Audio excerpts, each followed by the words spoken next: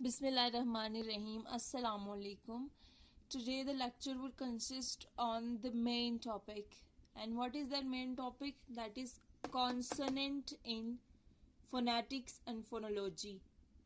Before that I have made so many videos. One is on voiced and unvoiced sounds. That what type of voices what type of sounds these are. Okay.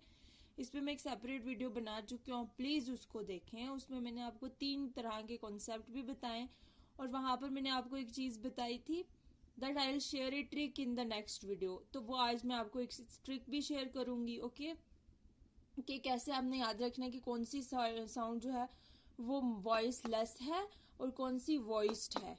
Okay अब मैं आपको बताती हूँ एक चीज. देखिए अभी तक जो आपने याद रखा था ना कि अल्फाबेट्स 26 हैं, please like a kind of आप उसको ना फॉरगेट कर दें. नॉट फॉरगेट बट आप उसका ना कोई मकसद नहीं है. लाइक ऑब्वियसली मकसद होता है बट अब आपको अल्फाबेट्स नहीं याद रखने, अब आपको साउंड्स याद रखनी है. अल्फाबेट्स तो इजी थे, लाइक आपने एबीसी याद कर ली, 26 थे. लेकिन अब हमने साउंड्स याद रखनी है. अब हमने वर्ड्स नहीं याद रखने, अब हमने साउंड्स याद रखनी है. एक और चीज मैं आपको पहले बता दूं, जब आप वर्ड को लिखते हैं ना, अगर आपसे कोई बोले डब्ल्यू लिखें सपोज, तो आप लिखेंगे यूं. ओके यूं ही लिखेंगे ना. लेकिन अगर आपसे कोई बोले कि वो साउंड लिखें, डब्ल्यू से वो साउंड निकलती है ना, लेकिन आप इसको कैसे लिखेंगे? जब आपको कोई बोले वो साउंड लिखें तब आप इसकी सराउंडिंग में ब्रैकेट लगा देंगे. Fine, is it clear now? तो ये जो सिंबल होता है ये साउंड का सिंबल होता है. Okay clear. अब दूसरी चीज क्या है? दूसरी चीज ये है कि एक चीज आपने 26 देखे हैं, अल्फाबेट्स थे 26, लेकिन इंग्लिश के अंदर साउंड्स कितनी है? इंग्लिश के अंदर साउंड्स हैं 44. सी मैंने यहाँ पे लिखा हुआ टोटल साउंड्स. इस पर भी मैं वीडियो बना चुकी हूँ जहां पर मैंने कुछ फैक्ट्स डिस्कस किए हैं फोनेटिक्स फोनोलॉजी के बारे में जो हर जगह पूछे जाते हैं, एमसीक्यूज जहां पे पूछे थे, उस पर मैंने सेपरेट वीडियो बनाई हुई है, वो भी आप विजिट करें. और मैंने बताया हुआ कि 44 जो होती हैं वो टोटल साउंड्स होती हैं, out of which 24 are consonant sounds. यहाँ पे मुझे कॉन्सोनेंट्स नहीं लिखना चाहिए था, कॉन्सोनेंट साउंड्स लिखना चाहिए था. कॉन्सोनेंट तो बाकी सब होते हैं, ई आई ओ यू के अलावा, वो तो वर्ड्स होते हैं. लेकिन यहाँ पर हम किसकी बात करें? साउंड्स की. उसमें मुझे कॉन्सोनेंट साउंड लिखना चाहिए था, तो उसमें 24 साउंड्स आ जाती हैं. सी ओवरऑल जो अल्फाबेट्स थे वो 26 थे, लेकिन अब सिर्फ 24 साउंड्स जो है वो कॉन्सोनेंट हैं, बाकी 20 वॉवल्स हैं, वो हम बाद में पढ़ेंगे. ओके ये बात क्लियर होगी. उसके बाद मैंने आपको ट्रिक्स बताई हुई है, सारा कॉन्सेप्ट बताया हुआ कि वॉइसलेस क्या होता है, वॉइस्ड क्या होता है, इसलिए मैं आपको इसमें नहीं बताने वाली हूँ. ओके आप प्लीज उसको विजिट करें, बहुत अच्छे से मैंने बताया हुआ, बहुत अच्छे से. अच्छा उसके बाद क्या आता है? देखिए आपने आज तक अल्फाबेट्स याद किए थे ना 26, अभी आपको साउंड्स याद रखनी है. जैसे आपने एबीसी रटी हुई थी, अभी साउंड्स रटे. कैसे? जैसे आपने ए बी सी डी पढ़ा, इस तरह अब आप पढ़ेंगे प ब ट ड क ग फ व थ द स ज श य. इसको श पढ़ते हैं, ठीक है. ये जो एस थोड़ा सा लॉन्ग है ना, इसको श पढ़ते हैं, इसको य पढ़ते हैं. हालांकि ये जी है, छोटा जी है, लेकिन इसको य पढ़ते हैं. फाइन. अब ये जो टी और शो इकट्ठे हुए हैं ना, इनको च पढ़ेंगे. इसको डी और ये जो छोटा जी है ये इकट्ठे होके य बनेंगे. सॉरी ज बनेंगे. ये चा है, ये ज है, ये ह है. ह तो इजी है ना, बाकी सब इजी है.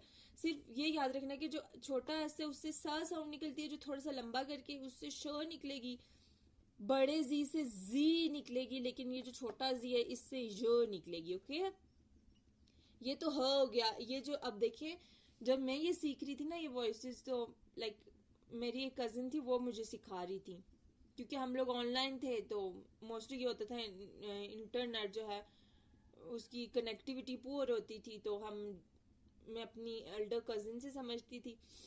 उसने जब मुझे ये पढ़ाए थे ना टी और श इकट्ठा करके कि ये लाइक इसको च पढ़ते हैं, इसको ज पढ़ते हैं, तो मैंने उसको बोला कि इसको श क्यों नहीं पढ़ते, क्योंकि ये टी और श है, और इसको डिजर्व क्यों नहीं पढ़ते. ये मैंने उससे क्वेश्चन पूछा था बिकॉज मुझे वहां तब नहीं समझा था. मैं भी आप लोगों के ज़हन में भी आ रहा है, इसलिए मैं बताती हूँ कि जैसे थीटा होता है ना, फिजिक्स में पढ़ते हैं हम थीटा. फिजिक्स तो सबने पढ़ी होती है 9 10 तक. वहां जब हम थीटा पढ़ते हैं, थीटा को थीटा क्यों कहते हैं, हमने कभी नहीं पूछा किसी से कि ये थीटा क्यों है, थीटा को इस तरह से क्यों लिखते हैं, नहीं ना पूछा हमने कभी। पाई को इस तरह से क्यों लिखते हैं, कभी नहीं पूछा। इसलिए ये भी एक सिंबल है, इसको हम च ही पढ़ेंगे, नो मैटर कि ये श है, हमने इसको च ही पढ़ना है, इसको ज ही पढ़ना है, बस ये आपने रट्टा मारना है, इसमें कोई कॉन्सेप्ट नहीं है, इसको रट्टा मारे, ठीक है। ये ह हो गया। इसको भी पढ़ के बताती हूँ, ये ब है, ड है, ग है, म है, न है, लेकिन इसको इंग पढ़ेंगे। ये जो थिंकिंग नहीं होता, आगे थिंकिंग के आगे इंग साउंड वो होती है। न को थोड़ा सा लंबा, जैसे स को थोड़ा सा लंबा किया था, इसको कर दिया। ये व है, ये द है, ये ज है, ये य है, ये ज है, वो र है, व है, य है, ल है, और ये पूरी होगी साउंड्स। अब मैं आपको मजे की बात बताती हूँ, जब आपको ये सारी याद हो जाएंगी ना, तब क्या होगा, बिल्कुल इसी पेयर्स की फॉर्म में याद रखना, जिग जैग नहीं याद रखना, वरना सारा मतलब कबाड़ा हो जाना है। कैसे, प के साथ हमेशा ब का पेयर बनता है। प जब आप ऐसे याद करेंगे, प ब, ये एक पेयर हो गया। ट ड, क ग, म न इंग, उसके बाद यहाँ आएंगे फ व, थ द, स ज, श य, च ज ह, फिर उसके बाद वहां पे आएंगे। समझ आ रही है, इस तरह से करना है। अच्छा, इस तरह से जब आप एक दफा याद कर लेंगे ना, जो कि आपने जरूर याद करना, वरना फोनेटिक्स फोनोलॉजी को बंद कर दें, फेल हो जानी है। इस तरह से याद करना पड़ेगा। जब कर लेंगे ना, उसके बाद की बात बता रही हूँ, ट्रिक बता रही हूँ वॉइस और वॉइसलेस की। अच्छा, अगर आपने वो वीडियो नहीं देखी तो हाईली रिकमेंड कि वो देखें।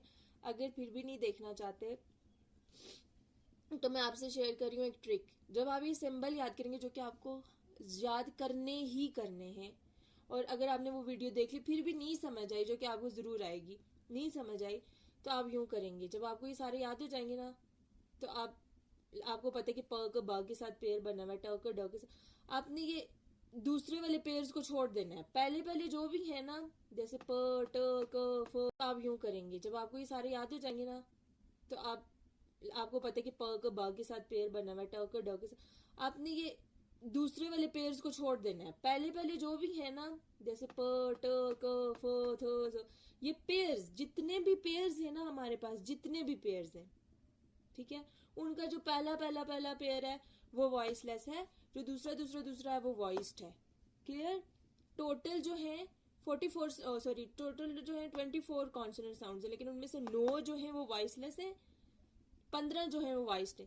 सारे वॉइस्ड हैं, बस ये याद रखें, सारे वॉइस्ड हैं। लेकिन जब भी पेयर बनेगा, उसका पहला पेयर वॉइसलेस है, स्वाय इसके ये जो वो य है, इसमें कोई, ये दोनों पेयर है, पर स्टिल हम बोलेंगे कि ये जो है वॉइस्ड है। ठीक है, ये एक एक्सेप्शन है। बाकी सारे पेयर्स में से जो पहला पहला है वो वॉइसलेस है, बाकी सारे वॉइस्ड है। और एक एक्सेप्शन याद रख लें, जैसे आप रूल्स में एक्सेप्शन याद रखते हैं। तो सिंपल ये थी हमारी आज की video. Thank you so much.